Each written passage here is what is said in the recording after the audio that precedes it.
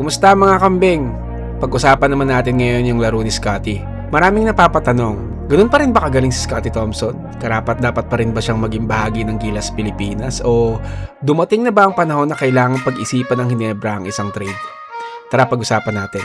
Kung stats lang ang titignan, may mga dahilan para sabihin na bumaba ang impact ni Scottie kumpara sa kanyang peak. Pero kung buong laro ang pag-uusapan, mas tamang sabihin na nagbago ang laro niya kaysa sabihin na bumagsak yung laro niya, no? Katulad ng dati. Noong peak niya, halos lahat ginagawa ni Scottie: scoring, rebounding, playmaking, defense, at transition. Kaya nga naging MVP siya at isa sa pinaka-versatile guards ng PBA. Pero habang lumalaki ang role ng ibang player sa Ginebra, lalo na ni Justin Brownlee at ni RJ Abarientos, hindi na kailangang si Scottie ang laging maging primary offensive engine. At kahit may mga larong tahimik siya sa scoring, nananatili ang value niya sa ibang aspeto. Noong January 2026 halimbawa, nagkaroon siya ng career high 35 points, 11 rebounds, 11 assists laban sa San Miguel. At noong June 2026 finals, nag-post siya ng 17 points, 11 rebounds at 11 assists. Isang triple-double na malinaw na nagpapakitang kaya pa rin niya kontrolin ang laro kapag kailangan.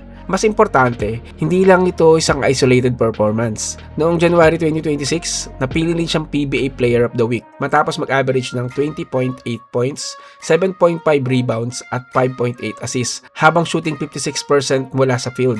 Hindi yun madali pero may valid criticism din, hindi natin maiiwasan yon. Hindi na siguro consistent ang scoring aggression niya tulad noong pinakamagandang bahagi ng kanyang career. May mga pagkakataong limitado ang offensive production niya at kapag hindi pumapasok ang outside shot, mas nagiging predictable ang kanyang offensive contribution. Sa isang finals game noong June 2026, halimbawa, 3 puntos lamang na itala niya. Kaya kung ang tanong ay, prime Scottie pa ba ito?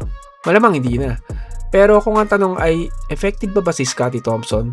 Ang sagot ay oo at malaki pa rin ang value niya. Ang pinakamalaking dahilan ay hindi naman kailangan maging 20-point scorer si Scottie para maging valuable. Ang rebounding niya para sa isang guard, court vision, transition play, defense, hustle, at ability na gumalaw ng maraming bagay sa loob ng isang possession ay mahirap palitan. At para sa Gilas Pilipinas, mas lalo itong mahalaga. Sa international basketball, hindi laging kailangan puro scorer. Kailangan mo rin ng guard na kayang kumuha ng rebound, mag-push ng pass break, gumawa ng extra pass, dumepensa at mag-adjust sa iba't ibang role. Sa 2025 FIBA Asia Cup, nag-average siya ng 5.4 points, 6 rebounds at 4.2 assists sa 5 laro. Hindi spectacular scoring pero ipinakita nito kung bakit may silbi pa rin siya sa isang national team rotation. Tungkol naman sa trade sa Ginebra, mas mahirap yun i-justify. Ang isang player na may championship experience, elite rebounding para sa guard position, playmaking at kakayahang maglaro sa iba't ibang role ay hindi madaling palitan. At noong 2026 season mismo, nakatulong pa rin siya sa Ginebra para sa deep playoff run, kabilang ang malaking performance at triple-double games. Kaya mali ang tanong na bumagsak na ba si Scottie? Mas magandang tanong, paano dapat gamitin si Scottie Thompson sa bagong yugto ng kanyang karir? Hindi na siya kailangan maging Scottie ng kanyang MVP years. Hindi na rin kailangan siya ang laging unang option.